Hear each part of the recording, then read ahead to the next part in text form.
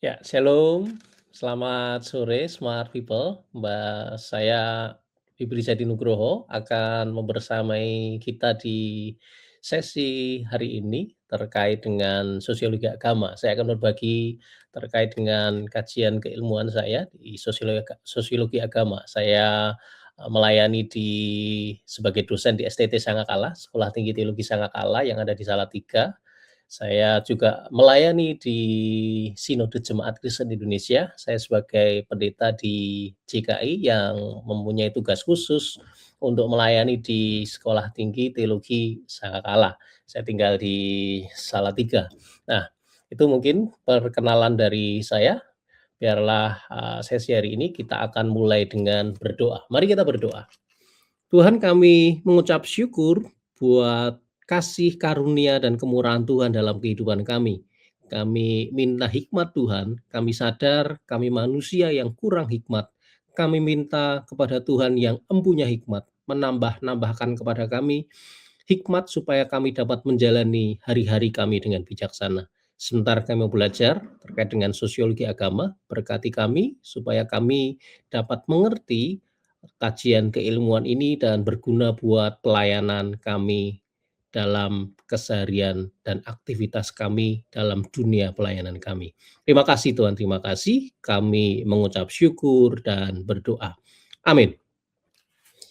Ya, kita akan mulai dengan topik yang menarik, sosiologi agama. Kenapa sosiologi agama? Karena kita hidup di lingkungan agama yang tidak bisa terlepas dari yang namanya sosial. Sosial itu apa? Cara kita berinteraksi, kita hidup di lingkungan pelayanan kita, lingkungan keluarga kita, dan terutama ketika kita berbicara soal makro, kita hidup di dunia keindonesiaan yang sangat beragam. Nah, eee, teman-teman, Ibu, Bapak, ini sedikit perkenalan saya. Tadi sudah saya sampaikan, saya di STT Sangakala.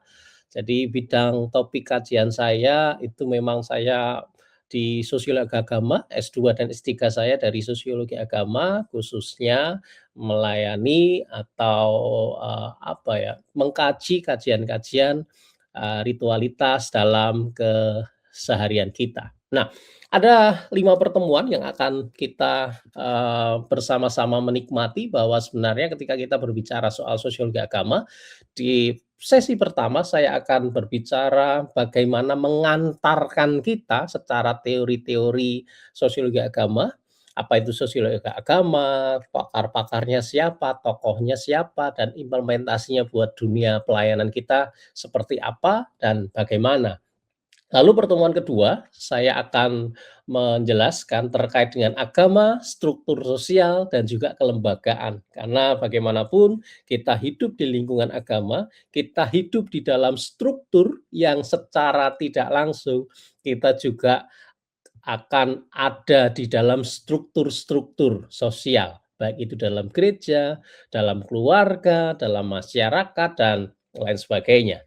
Lalu berikutnya kita akan berbicara di sesi yang ketiga terkait dengan konflik, perubahan, dan sekularisasi.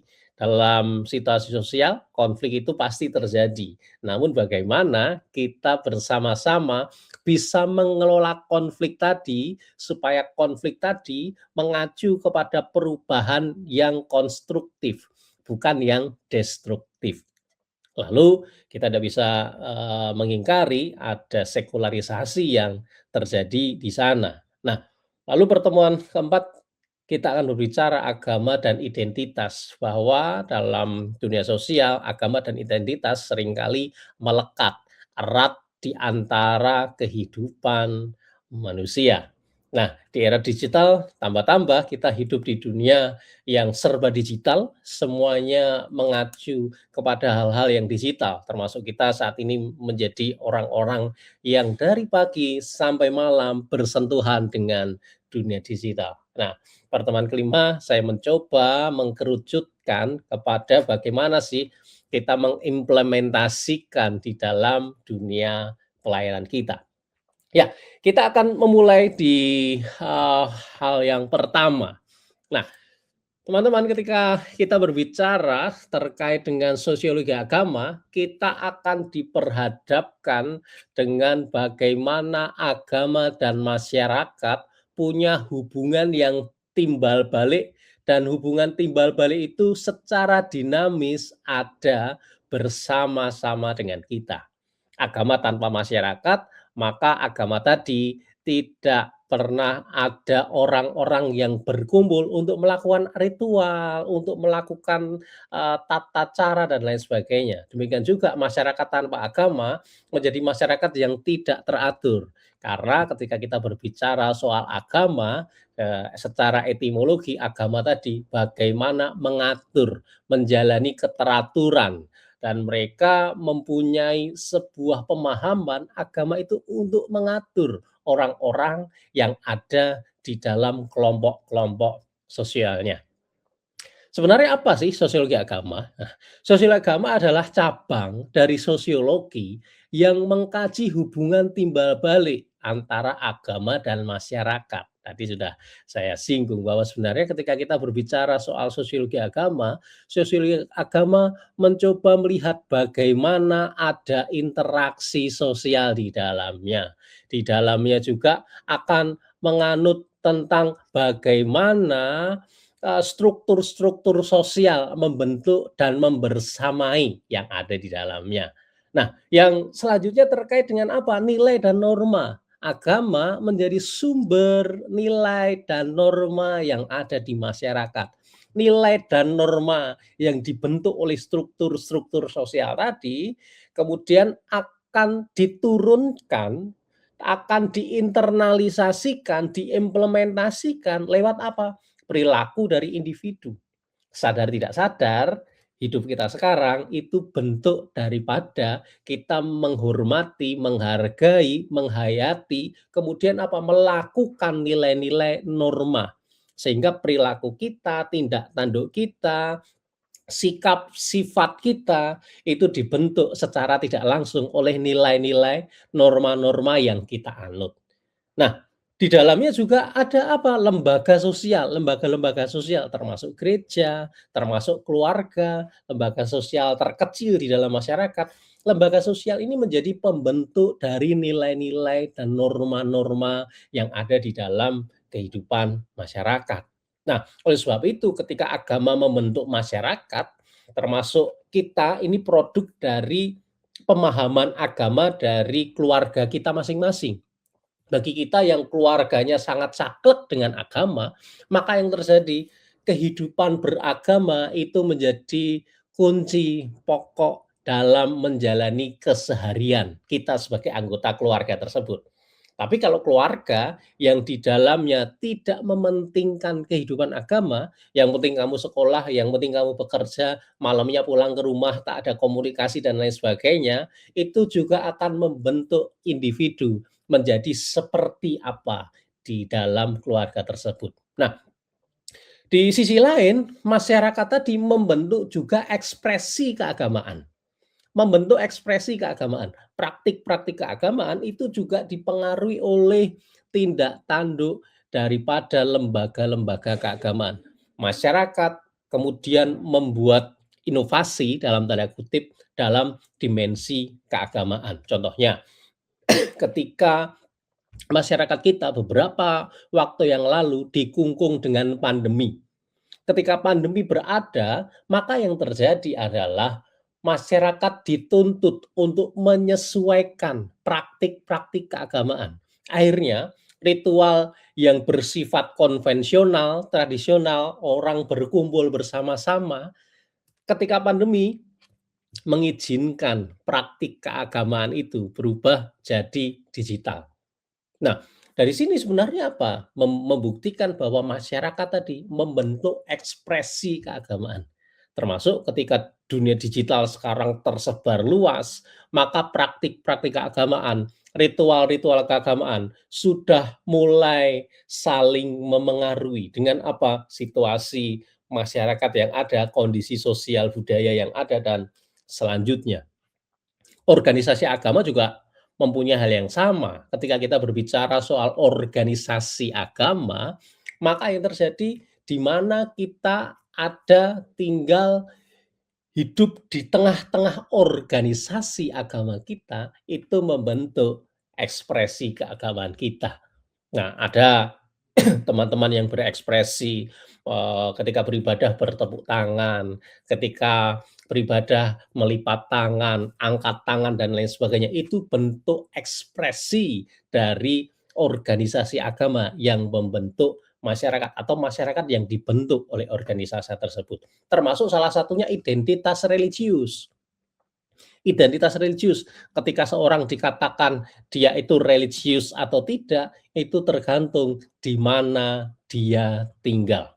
Orang yang tinggal dalam lingkungan yang religius, maka ketika dia tidak bersikap dan bersifat, bertindak tanduk atau berperilaku tidak religius, maka dianggap dia tidak punya identitas religius. Termasuk salah satunya pemahaman agama. Pemahaman agama orang yang tinggal di desa dengan orang yang tinggal di kota, pemahaman agamanya sudah sangat berlainan.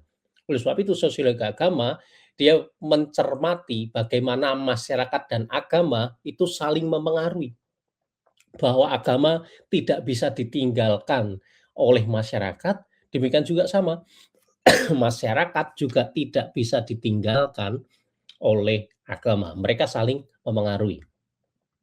Salah satu tokoh terkenal, ini teoretikus dari, sosiologi agama, namanya Emil Durkheim. Bukunya The Elementary Form of Religious Life, dia menyatakan bahwa agama adalah suatu sistem kepercayaan dan praktik yang bersatu berkenaan dengan hal-hal yang sakral, yaitu hal-hal yang dipisahkan atau dilarang, kepercayaan atau praktik yang menyatukan semua orang yang mematuhi dalam suatu komunitas moral tunggal. Kalau kita disebut gereja, ya gereja. Kalau ada masyarakat lokal, masyarakat tradisional, nah itulah sebuah hal-hal yang dianggap sebagai sakral, wingit, atau, hal-hal yang dipisahkan dianggap sebagai suci, kudus.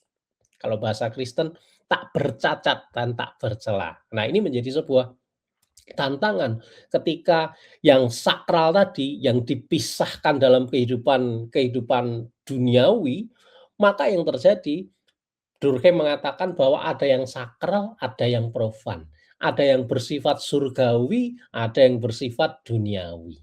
Nah, oleh sebab itu, Durkheim mengatakan bahwa sebenarnya ada fungsi sosial keagamaan, yaitu membangun solidaritas dalam menciptakan identitas kelompok. Orang yang punya identitas serupa akan lebih mampu membangun solidaritas yang kuat daripada tidak punya identitas yang serupa. Oleh sebab itu, agama punya fungsi sosial. Untuk apa? Untuk menjaga keteraturan sosialnya. Karena di dalamnya ada norma, ada nilai yang tidak tertulis, namun dihidupi dalam kehidupan masyarakat. Nah, oleh sebab itu ketika kita berbicara soal sosiologi agama, objek kajiannya apa? Pertama, berbicara soal lembaga keagamaan. Dalam dimensi keagamaan, gereja, masjid, pura, wihara, organisasi keagamaan yang lain, itu menjadi sebuah lembaga keagamaan. Menjadi wadah orang-orang untuk hidup beragama dan membentuk struktur-struktur sosial di dalamnya. Lembaga agama bertugas untuk menjaga nilai-nilai moral, perilaku manusia supaya mereka bisa menginternalisasikan nilai-nilai keagamaan yang mereka anut. Yang kedua, objek kajiannya adalah ritual dan simbol. Nah, ritual dan simbol. Bahwa setiap agama punya ritual-ritual dan simbol-simbol tertentu, di mana ritual itu ketika dilakukan mempunyai sebuah makna-makna sosial. Contohnya praktik beribadah, doa, puasa, perayaan-perayaan seremonial, serta simbol-simbol sakral yang memperkuat identitas dan solidaritasnya. Jadi, smart people ketika kita berbicara soal ritual-ritual ketika kita melayani ada ritual-ritual kita berdoa, ada sakramen, pemberkatan nikah, baptisan, dan lain sebagainya, itu merupakan ritual yang di dalamnya ada simbol-simbol. Alkitab, ada lilin, tangan yang dilipat, ada yang tangan yang disatukan seperti ini, ada yang dilipat seperti ini, dan lain sebagainya. Itu merupakan apa? Bentuk-bentuk simbol, di mana simbol-simbol itu akan terasa kosong tanpa pemaknaan-pemaknaan yang ada bagi para penganut-penganut agama dan kepercayaan tersebut. Oleh sebab itu, ritual dan simbol itu tergantung dari pemaknaan para penganut kepercayaan atau penganut keagamaan tertentu. Di Kristen sendiri banyak sekali simbol-simbol, salib contohnya. Ketika orang punya pakai kalung salib, identitasnya, oh dia Kristen. Kenapa? Karena ritual dan simbol tadi akan membentuk identitas, akan membentuk solidaritas. Oleh sebab itu, ritual dan simbol menjadi salah satu objek kajian dari sosiologi agama. Yang ketiga, sosiologi agama mengkaji perihal kepercayaan kolektif dan sistem nilai. Nilai moral, norma, tradisi, dan kepercayaan-kepercayaan bersama dibangun oleh komunitas iman, serta menjadi pedoman kehidupan para anggotanya. Ingat, di dalam kekristenan ada 12 pengakuan iman rasuli. Ada tata gereja dan tata nilai dan lain sebagainya. Itu berbicara soal apa? Kepercayaan kolektif. Di lembaga kami, di lembaga keagamaan kami, di gereja kami, mempercayai apa? Sebuah kepercayaan kolektif. Nah, kepercayaan kolektif itu di dalamnya ada sistem nilai, yang kemudian nilai tadi merupakan bangunan yang dibangun oleh orang-orang yang memang menekuni bidang itu, kemudian membangun nilai-nilai. Nilai-nilai tadi menjadi pedoman kehidupan bersama oleh para anggotanya. Nah, Pak, teman-teman, smart people, objek kajian sosial agama tidak hanya sampai di situ, tetapi perubahan keagamaan menjadi kajian yang menarik. Contohnya, sekularisasi yang berkembang. Buktinya apa? Menurunnya peran agama dalam kehidupan publik.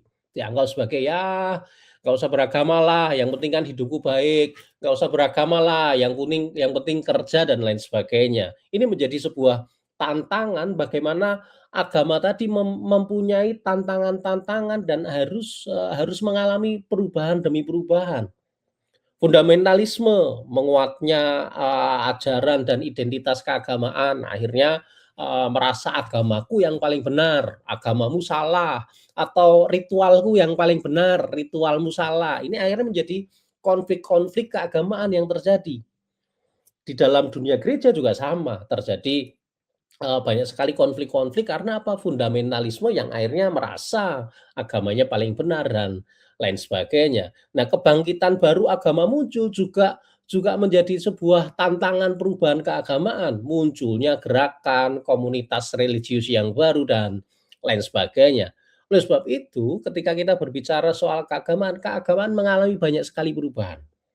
Banyak sekali perubahan, ketika perubahan itu terjadi, maka bagaimana kita sebagai orang beragama, bisakah kita beradaptasi dengan keagamaan, perubahan keagamaan. Apalagi ketika smart people seorang hamba Tuhan, pemimpin-pemimpin gereja, apakah ketika agama tadi mengalami perubahan, kita cukup lentur. Kita cukup lentur menyesuaikan perubahan dalam sisi keagamaan tersebut. Contohnya ketika pandemi berlangsung, muncul digitalisasi berkembang. Sebelum pandemi saya pernah lakukan riset terkait dengan munculnya gereja digital. Bagaimana sih gereja digital? Orang hanya menyiapkan satu ruangan, tidak beribadah secara konvensional, mereka pakai berbagai macam media, alat-alat yang ada untuk bisa menyiarkan keagamaan. Rata-rata pendeta, waktu itu saya penelitian di Semarang, beberapa pendeta-pendeta di Semarang, saya kumpulkan, saya wawancara mereka, akhirnya mereka bilang, "Enggak, gereja digital itu tidak boleh, yang pasti adalah bagaimana kita bisa ketemu untuk bisa bersama-sama." Karena pakai dalilnya 2, 3 orang berkumpul Tuhan hadir gitu kan. Nah, 2, 3 orang berkumpul artinya kita harus bersama-sama, tidak sendiri-sendiri di berbagai macam tempat. Nah, ketika pandemi muncul 2021, saya mengadakan riset lagi FGD online by Zoom, akhirnya yang terjadi mereka bilang, "Iya sih kita sebagai orang beragama harus menyesuaikan." Lalu muncul satu tulisan yang saya publikasikan, saya seminarkan di, waktu itu seminar nasional, hostnya STT Sumatera Utara, berbicara soal adaptasi, bagaimana seorang pemimpin agama bisa beradaptasi dan juga melakukan resiliensi, karena dalam berbagai macam hal, adaptasi dan resiliensi menjadi sebuah, hal yang harus dilakukan ketika agama tadi mengalami perubahan, berbagai macam situasi dan lingkungan sosial yang menuntut agama tadi harus berubah. Yang selanjutnya, agama dan struktur sosial. Agama struktur sosial itu berbicara soal apa? Kekuasaan. Bagaimana ketika kekuasaan tadi berpengaruh terhadap agama. Kajian ini mencoba menelaah bagaimana sih agama hubungannya dengan kekuasaan publik, dengan kekuasaan, politik di dalam gereja, ada kelas sosial, gender, etnis, dan lain sebagainya. Agama dan struktur sosial mau tidak mau bahwa ketika agama tadi ditunggangi oleh struktur sosial yang tidak tepat, maka yang terjadi agama itu bisa menjadi korbannya. Orang-orang beragama akan menjadi korbannya. Oleh sebab itu ketika kita berbicara soal sosiologi agama, ini erat kaitannya dengan hal-hal tersebut. Nah, yang selanjutnya berbicara soal, bagaimana sih ketika kita belajar sosiologi agama, ada 3 tokoh yang mau tidak mau ini menjadi tokoh rujukan ketika kita melihat, atau menelaah tentang sosiologi agama. Yang pertama tadi yang sudah saya singgung soal Durkheim. Durkheim ini menjadi sebuah, teori yang dipakai oleh para pembelajar sosiologi agama, bahwa sebenarnya ketika Durkheim mengatakan bahwa agama itu perekat sosial, yang merekatkan sosial, Durkheim berpandangan bahwa agama pada hakikatnya adalah masyarakat yang memuja dirinya sendiri. Artinya apa? Ini agamaku yang paling benar karena dalam sebuah kelompok-kelompok sosial mereka punya kecenderungan yang sama. Fungsinya adalah mengikat anggota komunitas ke dalam solidaritas kolektif. Menurut Durkheim, agama itu ada masyarakat, masyarakat tadi merupakan orang yang hidup bersama, mereka hidup bersama lalu memunculkan ritual kolektif. Dalam bahasa Durkheim itu ada sui generis. Sui generis itu apa? Sui generis itu mereka punya kegelisahan bersama. Yang menciptakan apa? Mental effervescence. Mental effervescence itu mereka secara kolektif, mereka mempunyai apa? Solidaritas bersama. Ketika mereka contohnya di Kristen, di gereja kita lihat salib, lalu, kita bisa melihat tentang kebesaran karya Tuhan, kita bisa melihat, karya Tuhan di kayu salib. Oh, Tuhan sudah mengorbankan lewat apa? Simbol salib tadi, ritual kolektif tadi. Nah, ketika orang di luar komunitas kita sebagai Kristen, mereka lihat salib, mereka tidak akan merasakan mental effervescence yang sama. Kenapa? Karena, kita punya pemaknaan yang sama. Karena pemaknaan yang sama akan memunculkan kohesi sosial, solidaritas kolektifnya akan muncul. Solidaritas kolektif muncul ketika, oh yang satu dalam gereja kita, oh ada yang kedukaan, maka yang terjadi karena kita sesama tubuh Kristus, sama-sama jemaat, maka yang terjadi kita saling membantu satu dengan yang lain. Kenapa? Solidaritas. Nah, solidaritas itu muncul dari mana? Dari kerekatan tadi. dari ritual kolektif karena kita hidup bersama-sama berdampingan dengan orang-orang yang di mana ada di dalam sebuah masyarakat atau kelompok masyarakat yang sama. Nah, dari sini akan memunculkan integrasi sosial, punya nilai bersama, punya norma, punya makna kehidupan bersama, sehingga Durkheim mengatakan bahwa agama tadi berfungsi sebagai perekat sosial yang saling menjaga keteraturan dan kohesi di dalam masyarakat. Nah, beberapa konsep kunci dalam pandangan Durkheim itu yang pertama tadi sudah saya singgung sakral dan profan, ada dikotomi, mana yang suci, mana yang duniawi, mana yang dilarang, mana yang boleh. Ini menjadi sebuah sebuah hal bahwa setiap orang beragama punya pandangan sakral dan profan.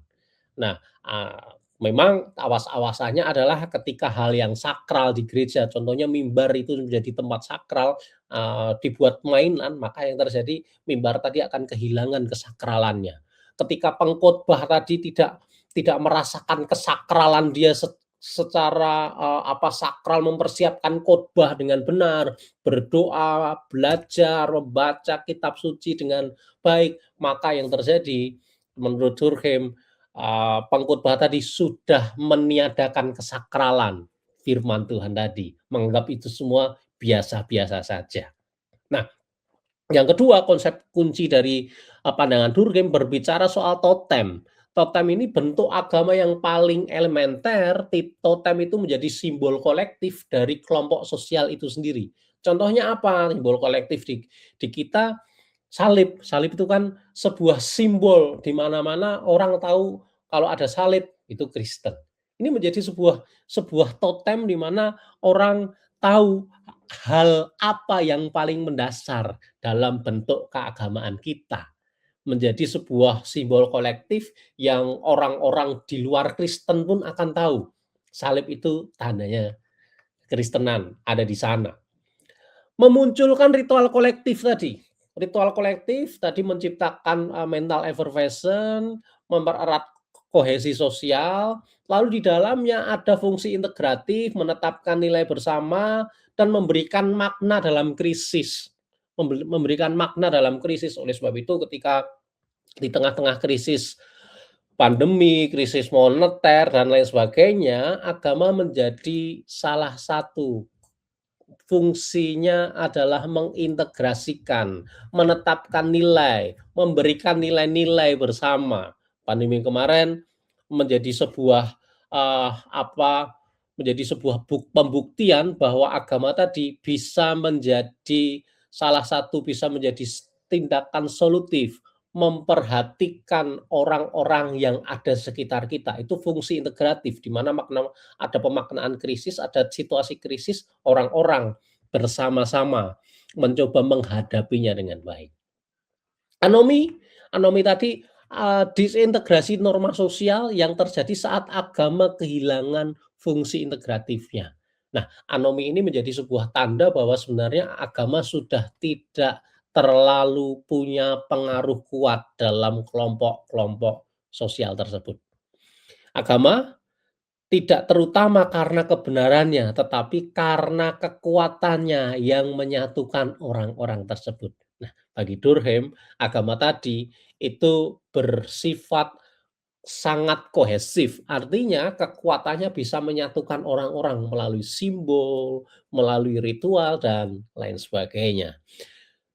Durkheim. Yang kedua, pilar yang kedua berbicara soal rasionalisasi. Ya, ada tokoh bernama Max Weber. Max Weber ini menjadi sebuah tokoh yang menarik karena, ketika kita berbicara soal, Max Weber, Weber ini melihat agama bukan hanya cermin dari struktur sosial, melainkan sebuah kekuatan otonom yang mampu mendorong perubahan sosial. Karyanya yang fenomenal, itu berjudul The Protestant Ethic and the Spirit of Capitalism, menunjukkan bagaimana etika Protestan Calvinis ini menjadi benih lahirnya kapitalisme modern. Artinya bahwa sebenarnya Weber menyatakan dalam, ketika dia hidup di Eropa, waktu itu orang-orang Kristen punya etika Protestan di mana itu menjadi sebuah acuan orang punya nilai-nilai dan nilai-nilai itu yang kemudian mendorong mereka. Hal yang menarik, dalam satu bukunya dia mengatakan gini, "Kalau kamu menunjukkan agamamu lewat doa-doamu, biarkan aku menunjukkan agamaku lewat hasil kerjaku." Artinya apa?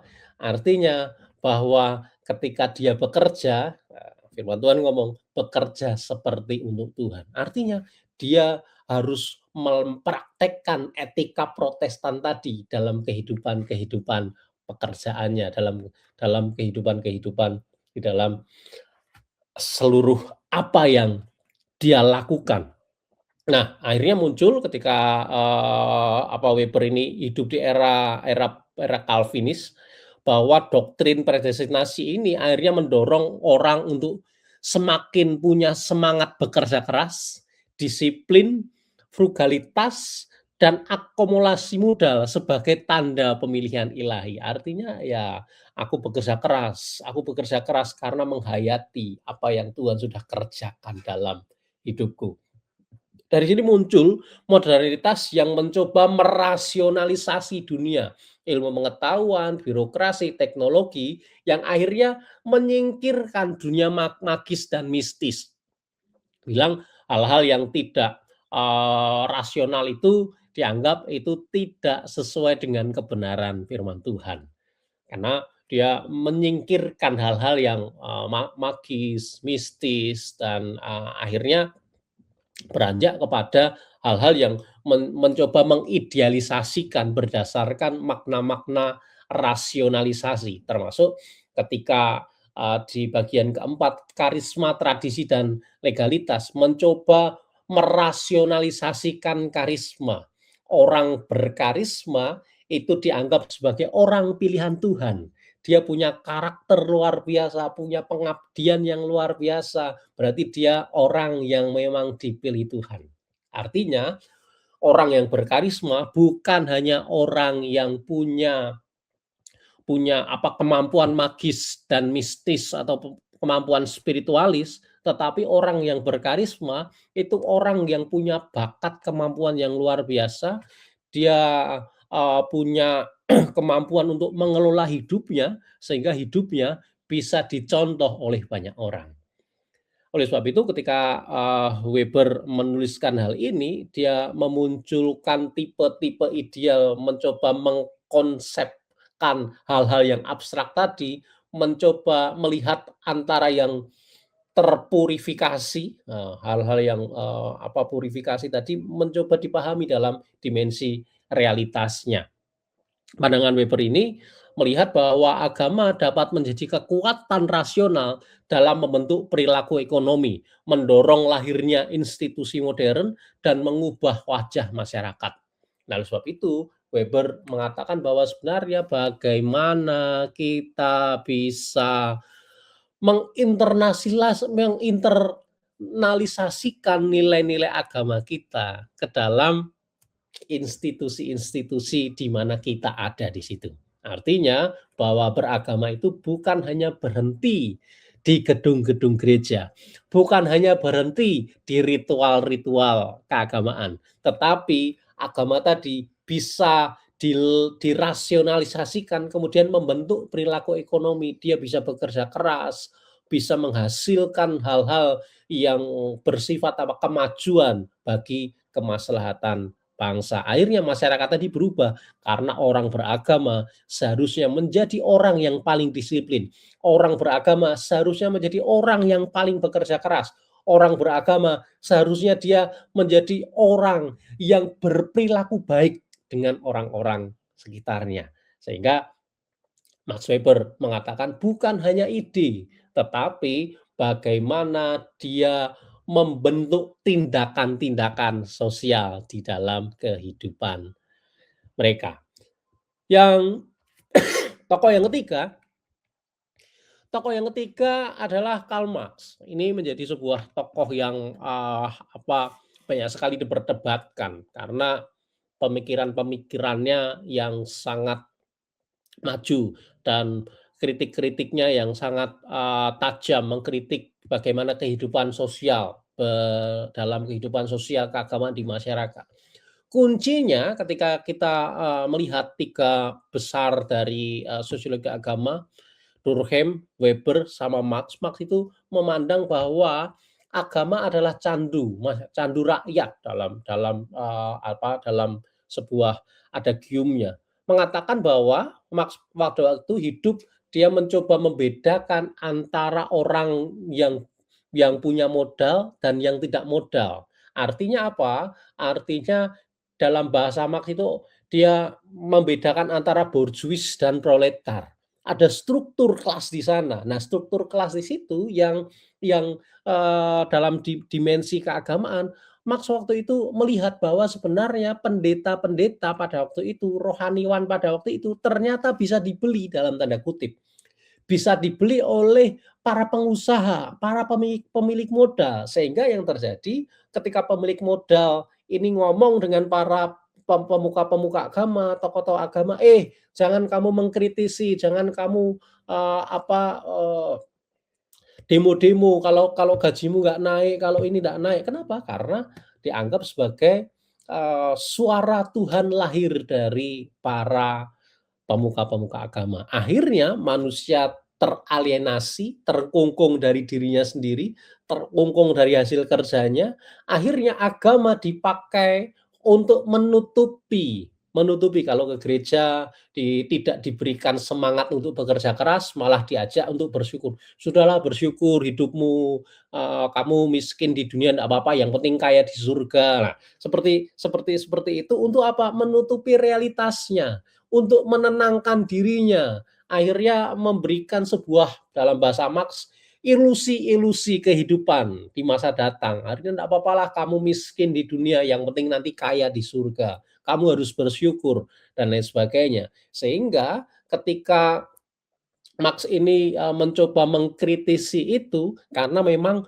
kondisinya masyarakat pada waktu itu sedang ada di fase bagaimana mereka menjadi kaum proletar yang tidak akan pernah bisa naik kelas. Karena ada agama yang dipakai untuk ideologi menenangkan masyarakat, menenangkan penderitaannya melalui apa? Melalui, ayat-ayat, melalui kehidupan-kehidupan yang yang menjadi harapan-harapan, dalam bahasa Marx harapan-harapan ilutif, artinya hanya ilusi saja, utopia saja. Ini menjadi sebuah tantangan terbesar dari kehidupan orang-orang beragama. Tidak seperti Durkheim tadi yang mengajak mereka bekerja keras karena menghidupi nilai etika Protestan tadi, Marx mencoba melihat bahwa sebenarnya ada dalil pemuka-pemuka agama yang tidak memberikan semangat, tetapi mengajak mereka hanya bersyukur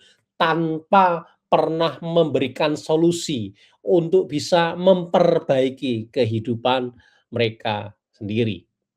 Nah, ketika kita sudah melihat 3 ini, saya mencoba, mengajak kita untuk melihat perspektif yang lain. Kalau tadi dari teori-teori klasik dari sosiologi agama, dalam perkembangan kontemporer, ada 3 pandangan utama sosiologi tentang, dunia agama di dunia modern ini. Ini menjadi sebuah hal yang menarik ketika kita melihat bahwa sebenarnya setelah 3 tokoh besar itu muncul tokoh yang lain. Pertama Berger itu berbicara soal Peter Berger berbicara soal konstruksi sosial dan realitas keagamaan. Ada satu bukunya The Sacred Canopy, dia berbicara bahwa agama itu konstruksi manusia yang menyediakan apa? Kanopi suci seperti payung itu menjadi sebuah apa? Sistem makna yang menaungi realitas sosial. Dia menjadi sebuah pelindung dari ancaman-ancaman yang anomi tadi, sehingga yang terjadi manusia mempunyai konstruksi. Kalau dalam bahasa kita seringkali kita itu punya Tuhannya sendiri-sendiri. Yang berkekurangan, oh Tuhan itu dianggap sebagai Tuhan yang menyediakan. Yang butuh perlindungan dianggap Tuhan itu punya, eee malaikat-malaikat sebagai pelindung dia dalam di perjalanan. Yang butuh kesembuhan, Tuhan itu, menjadi Tuhan yang menyembuhkan. Nah, Berger mengatakan demikian bahwa setiap masyarakat dia punya konstruksi yang menjadi apa? Menjadi kanopi. Sehingga kanopi tadi yang kemudian melindungi dari ancaman-ancaman dari luar. Tuhan, aku tidak punya uang, maka kita membuat konstruksi Tuhan tentang Tuhan yang memelihara kita. Tuhan, aku butuh perlindungan, karena aku mau perjalanan jauh. Kita punya kanopi suci, Tuhan yang melindungi kita. Tuhan, aku sakit, kita punya kanopi suci, Tuhan yang menyembuhkan. Sehingga seringkali saya berkata kepada teman-teman, jangan-jangan yang kita imani itu bukan Tuhan yang sesungguhnya yang tertulis dalam Alkitab, tetapi Tuhan hasil konstruksi diri kita. Karena kita punya kanopi-kanopi suci. Dalam pandangan Berger demikian. Yang kedua, terkait dengan agama dan sistem sosial, Tarkot Parson dia mengatakan bahwa agama tadi menjadi sebuah subsistem dari keseluruhan sistem sosial yang berfungsi memelihara nilai-nilai latin melalui apa? Sosialisasi dan legitimasi norma. Agama mencoba mengintegrasikan motivasi individu dengan tuntunan struktur sosial. Akhirnya agama menghasilkan integrasi motivasi dari apa? Sosialisasi, legitimasi, dan pattern-pattern tadi menghasilkan integrasi. Sebenarnya aku beragama seperti apa sih? Sistem sosial yang akan membentuk seseorang menjadi orang-orang yang beragama. Harapannya agama menjadi sebuah lembaga subsistem yang bisa menjaga nilai-nilai yang laten, yang orisinal dari sebuah apa? Keteraturan subsistem-subsistem atau sistem-sistem keagamaan yang lain. Yang ketiga, berbicara soal civil religion, Robert Bella. Bella itu memperkenalkan konsep civil religion sebagai sistem kepercayaan ritual kebangsaan yang memberikan dimensi transenden dalam kehidupan bangsa.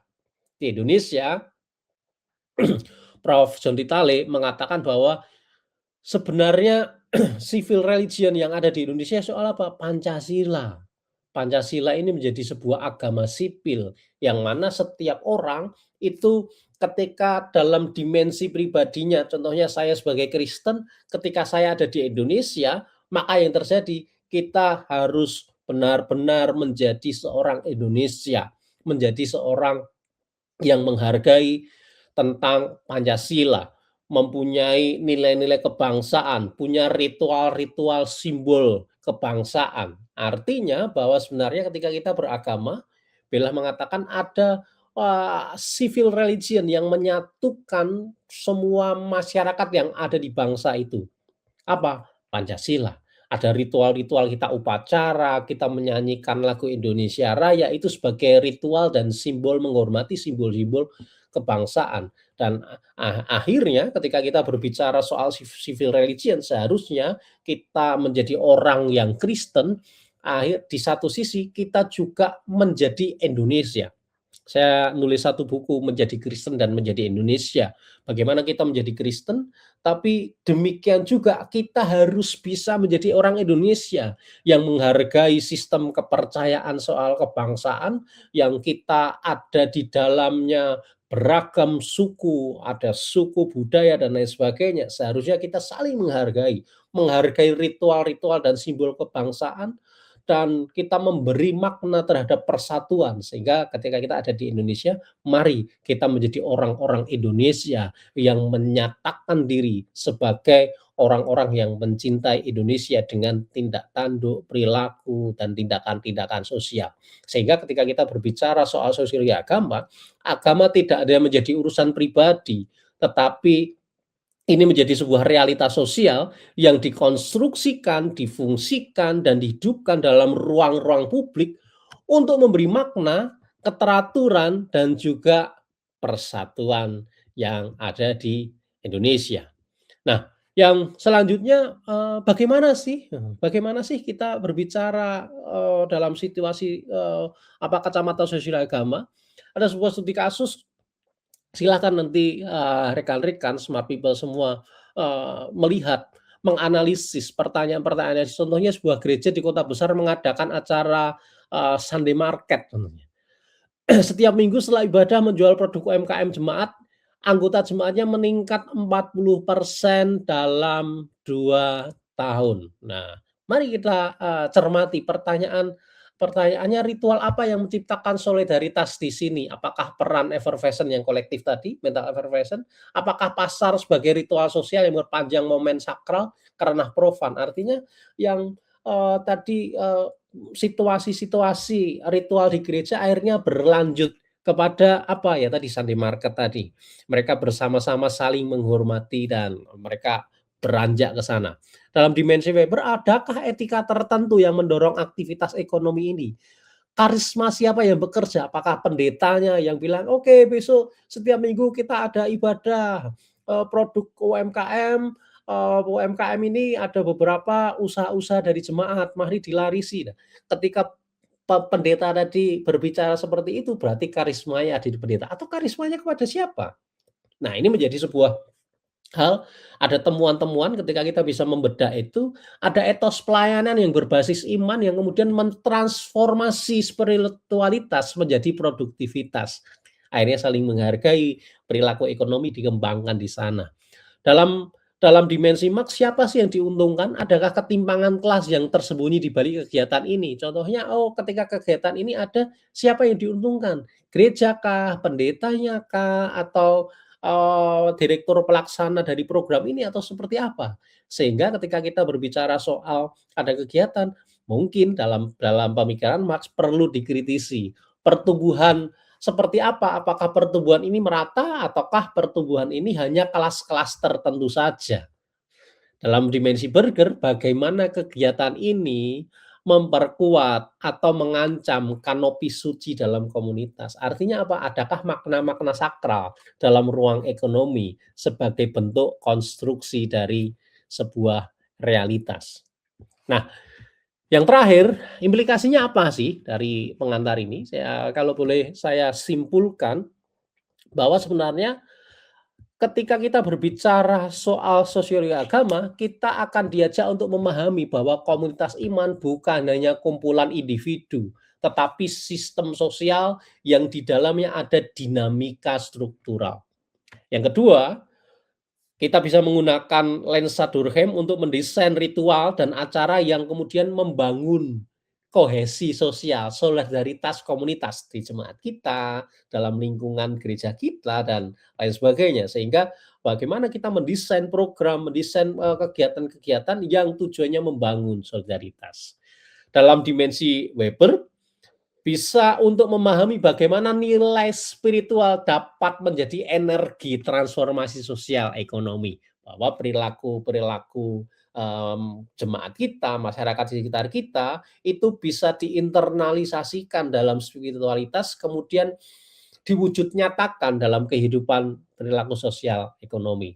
Marx mengingatkan kita untuk tetap kritis, jangan sampai program-program yang ada di gereja kita yang kita sudah desain, punya potensi penyalahgunaan agama untuk kepentingan-kepentingan kelompok tertentu. Sehingga apa yang kita lakukan, pelayanan, program-program pelayanan kita, kembali lagi kembali lagi seperti untuk Tuhan dan untuk menyejahterakan semua jemaat, semua umat manusia. Sehingga kehidupan kita, program-program yang kita buat, pelayanan penata layan yang kita buat, sudah bisa berdampak nyata dalam kehidupan jemaat dan masyarakat sekitar kita. Oke, itu, di pertemuan pertama ini, Smart People kiranya dapat memberkati, membangun kita bersama. Kita selesai di sesi ini. Ya, mari kita berdoa untuk mengakhiri sesi hari ini. Tuhan, kami bersyukur buat sesi hari ini, biarlah apa yang kami pelajari dapat berguna buat pelayanan kami, kehidupan kami, sehingga pelayanan kami dapat memuliakan nama Tuhan dan memberkati sesama kami. Terima kasih, kami mengucap syukur dan berdoa. Amin, amin.